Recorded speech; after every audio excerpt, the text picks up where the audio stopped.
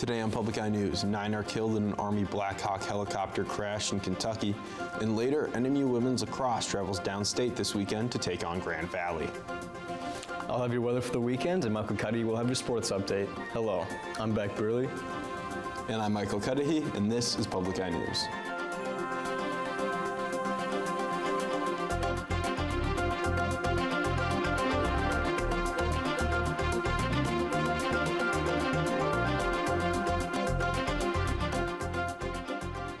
And another train has derailed, this time in Minnesota, around 1 a.m. and about 100 miles from Minneapolis. Texas-based train company BNSF is the company whose train derailed, spilling ethanol that burned for 10 hours after the crash near the town of Raymond, Minnesota, who has since evacuated their homes.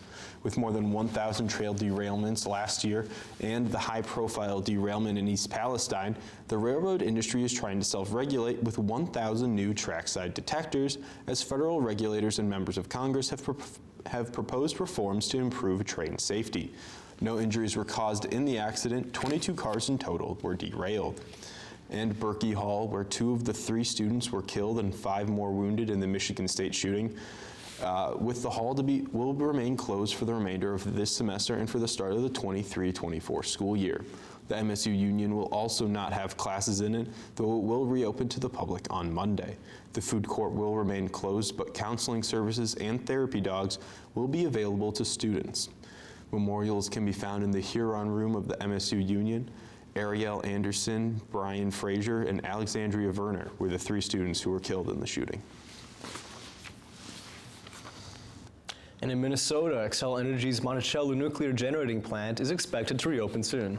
The nuclear plant, about 38 miles northwest of Minneapolis, was fully powered down around 7 a.m. on Saturday to fix the leaky pipe discovered last week, stated the Xcel Energy spokesman, Theo Keith.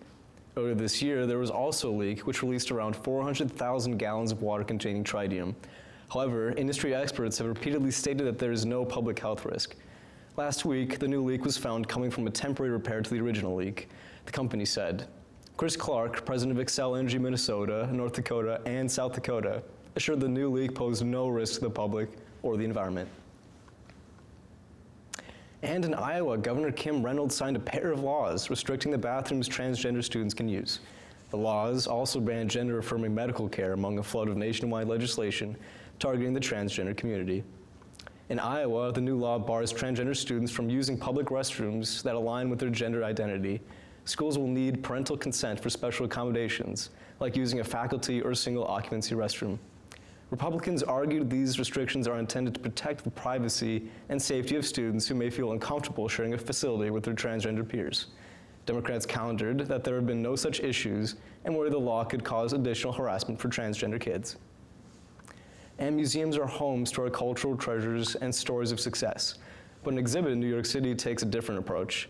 The Museum of Failure showcases more than 100 failed products and ideas, including some you may remember. Bradley Blackburn explains why failure is now on display. In Brooklyn, New York, it is a museum filled with flops. This is why this is in the what were they thinking section. There's an electrifying mask that promised to shock out wrinkles. Several people told me they remember their mothers wearing this. Cans of new Coke that made customers revolt. It is designed for while you're working. Even an office chair where you could work out while you sit, powered by the ab movements of hula dancing. So imagine you're on Zoom calls or you're writing an email. But exhibit organizer Johanna Gutman says spending time with these failures, it's rather violent, is worth a spin. It's not really about the products, it's about having that conversation about failure. What do we learn from failure? How does the fear of failure hold us back from innovating, trying new things, taking meaningful risks? The items were all collected by a Swedish psychologist who studies innovation and says companies that embrace failure are often on the right track. That may be hard to believe when it comes to Bic pens designed for women or Gerber baby food sold to single adults. But some of these bad ideas helped lead to success. People can feel comfortable trying different things, experimenting, and ultimately innovating.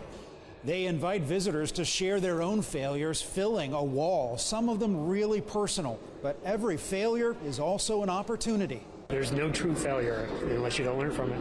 It's amazing how to see it all in one place, really. Proof that mistakes, even Trump stakes, do happen. No seatbelts and no directional blinkers. But failure isn't final, and sometimes it deserves a place of honor. Bradley Blackburn, CBS News, Brooklyn, New York. And don't you dare touch that dial. We'll be right back with your weather and national news after this break. Consumers today want a lot more information on just where their food is coming from and what's involved in bringing it from farm to fork. America's Heartland gives urban viewers an inside look at modern agriculture. Your chance to meet the men and women on farms and ranches who play an essential role in delivering food, fuel, and fiber to our nation and the world.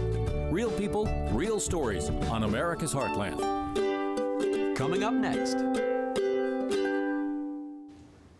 Hello and welcome back. My name is Beck Brearley, and today we'll be talking to you about the weather. Looks like we have a beautiful day on campus. Still got some spots of snow in the mall though, so be sure to bundle up. Currently across the UP, starting off in Houghton, looks like we have some partially sunny skies with a high of 32. Moving across the UP over in Iron Mountain, it looks like we have a high of 33 with some sunny skies. Sorry, down in Iron Mountain is a high of 34 with some sunny skies. Over in Menominee, it looks like we have a high of 33 with some partially sunny skies. And up in Escanaba, another high of 33 with some sunny skies. Moving across the UP. In Manistee, we have a high of 34 with some partially sunny skies. Over in Sault Ste. Marie, we have a high of 33 with more partially sunny skies. And back in our lovely Marquette is a high of 38 and sunny. Our current conditions, we're looking at winds out of the south-southwest at 6 miles per hour with a barometric pressure of 30.1 and falling. Tonight we can see some snow-rain mix with a low of 28 and winds out of the southeast at 13 miles per hour.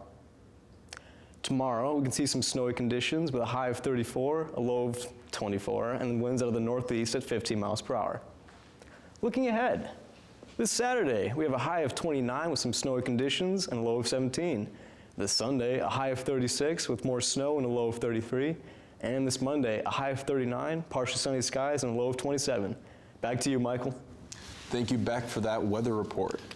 9 are dead after a nighttime training exercise in Kentucky. 2 Black Hawk medical evacuation helicopters were doing a routine training exercise. The crash was in a field near a residential area with no injuries on the ground reported. One helicopter had 5 people, with the other carrying 4. These helicopters are equipped with something similar to a passenger plane's black box, which investigators will use to investigate the crash. One man who saw the helicopters while sitting on his porch told the Associated Press that he thought they looked low and a little close together. The witness also said he saw them and then all their lights went out, and then he just saw the glow of a fireball. And President Joe Biden says he won't veto the bill ending the COVID emergency, something he opposed earlier this year. A White House spokesperson says the reason the president is more on board is that previously it would have ended the emergency in February, whereas the White House wanted to end the emergency in May. This means COVID will be treated more as an endemic than a pandemic, meaning that federal agencies will use their normal authorities to fight it. This is the second time that President Biden has opposed Republican-backed legislature to then walk it back and cave, with the first time being when Washington, D.C. as a city wanted to revamp its criminal code. And with the nationwide overdose crisis near record levels, the FDA today took the extraordinary step of approving the over-the-counter sale of Narcan. It's the first time the federal agency has ever supported a treatment for opioid overdoses without a prescription. CBS's Roxana Savory has more on the new move to save lives. The FDA says it's addressing a dire public health need by making Narcan available over the counter. It's been long overdue. Substance abuse expert Tanya Sorrell says the move will save lives. We've lost more people to opioid overdoses more recently than heart attacks. So having every home with access to Narcan is a method that everyone can have access to this life-saving medication. 66% of overdose deaths in 2021 were from synthetic opioids like fentanyl, according to the latest data available from the CDC. Narcan blocks the effects of opioids on the brain by preventing them from attaching to nerve receptors. Over 90% effective, it should restore breathing within 2 to 3 minutes. Health officials say if an overdose is suspected, first call 911 Then administer 1 dose of naloxone. It literally just goes in the nose and you just squirt it. Residents in Arlington, Virginia recently learned how to use it. Let's say that you've given them a dose and you don't see any response. You can, after 2 minutes, you can give them another dose. Naloxone is not harmful if used on someone who is not overdosing. We began to train people in CPR to be able to save a life. This is the same type of crisis. So you're helping people in your own home or your friends or your family members. Exactly. The makers of Narcan told CBS News the spray will be available over the counter by late summer, but wouldn't say how much it will cost. Several pharmacies, though, now offer it for around $30 to $90. Roxana Saberi, CBS News, Chicago. After this break, Michael will be back with your sports update. Stay tuned. Michigan Out of Doors Television has always been about promoting and preserving the outdoor lifestyle. Passing on the love of the outdoors is what we aim for on every one of our 52 episodes a year. Whether it's in the woods or on the water, Michigan Out of Doors TV travels this great state from the west end of the UP to the Detroit River and everywhere in between. Join us each week as we highlight this grand old state right here on your local PBS station. Tonight at 9 on WNMU-TV. Welcome back. With just 6 games left on the lacrosse team's schedule, the Wildcats will be playing 4 of their last 6 games on the road, with 2 in Minnesota with games against Augsburg and Concordia St. Paul, who Northern beat 13-11 in the game that Minnie Patel became the all-time leading scorer for Northern. The Cats are downstate this weekend with a game tomorrow against Grand Valley and then on Sunday against Davenport. The Cats are currently 6-4 on the season, with Grand Valley currently sitting at 5-4, with Davenport having 1 win in their 10 games. Minnie Patel is currently 1 goal shy of 30 on the season, with Maddie Bast and Caitlin Bridger having potted 25 and 22 goals respectively. And I can't say I've ever been to Normal, but on April Fools, the NMU track and field team will look to kick their outdoor season off with a bang, as the Illinois State Redbirds will host the Redbird Challenge in Normal, Illinois. None of this weird Illinois nonsense. Last time the Cats took 3rd place at the GLIAC track and field event, Crystal Walker scored 2 podiums, getting 2nd place in the long jump and the 60-meter hurdles. The event is scheduled to start on Saturday at 10 a.m. with the target end time of 5:54 p.m. For the full list of events, you can go to the NMU Athletics webpage. And at 1 a.m. Saturday morning, it'll be lights out and away they go as Formula One takes on the streets of Melbourne. Last year, we saw the return to Australia after a few years spent away due to COVID. We saw Charles Leclerc claim his 3rd fastest lap point in as many races, and many thought he was finally going to bring home a championship for the Scuderia Ferrari after winning 2 of the first 3 races last year. We also saw a worldly drive from Alex Albon, who nursed his tires from lap 1 until he pitted on the final lap to satisfy a rule that you must use 2 different tire compounds.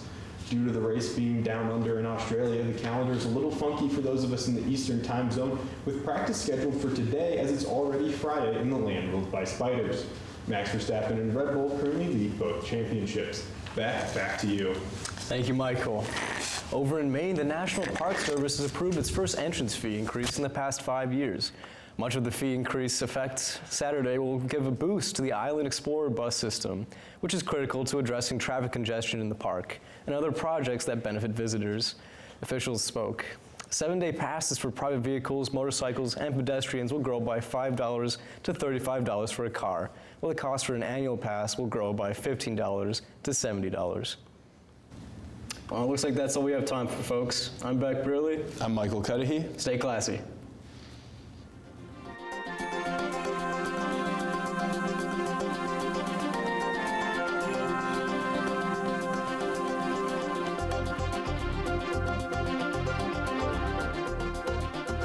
The preceding program was produced by WNMU-TV, Northern Michigan University Public Television, in studios located in Elizabeth and Edgar Hardin Hall.